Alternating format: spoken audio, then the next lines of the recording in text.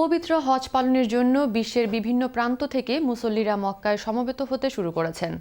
বিশ্বের 180টিরও বেশি দেশ থেকে প্রায় 20 লাখ মানুষ এবার হজ পালন করবেন বলে আশা প্রকাশ করা হচ্ছে।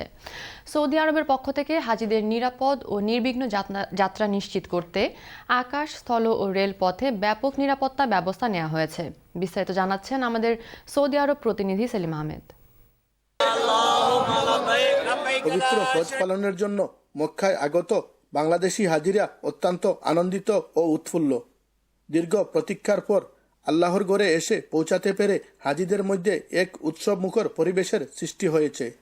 আমরা বাংলাদেশ থেকে এ পর্যন্ত সুন্দর এবং সুষ্ঠুভাবে এসে পৌঁছেছি, আমাদের কোনো প্রবলেম হয়নি। হজ কোম্পানি থেকে আমরা খুব ভালো সেবা পেয়েছি এবং এখানে ওনারা খুব ভালো আপনার সেবা দিয়েছে।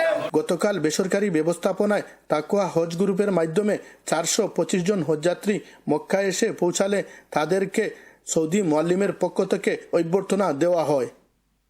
এ সময় উপস্থিত ছিলেন তাকওয়া হজ গ্রুপের চেয়ারম্যান মোহাম্মদ মুরসালিন, তাকওয়া হজ গ্রুপের মক্কা অফিসের ম্যানেজার মোহাম্মদ অনিক, সৌদি মুআল্লিমের প্রতিনিধি সহ তাকওয়া হজ গ্রুপের গাইড ও স্বেচ্ছাসেবক উপস্থিত ছিলেন।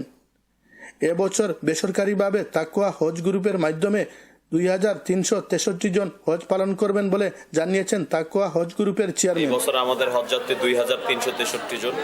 আলহামদুলিল্লাহ আজকে প্রথম ফ্লাইটে আমাদের 425 জন হজযাত্রী মক্কায় এসে পৌঁছেছে এবং আগামী আরো 4 দিনের মধ্যে আমাদের 1200 হজযাত্রী আমাদের মক্কায় চলে আসবে ইনশাআল্লাহ।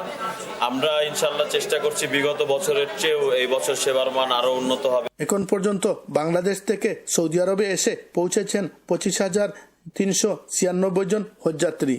এর মধ্যে মারা গেছেন 2 জন। 2026 সালে বাংলাদেশ থেকে হজ পালন করবেন 78,500 জন।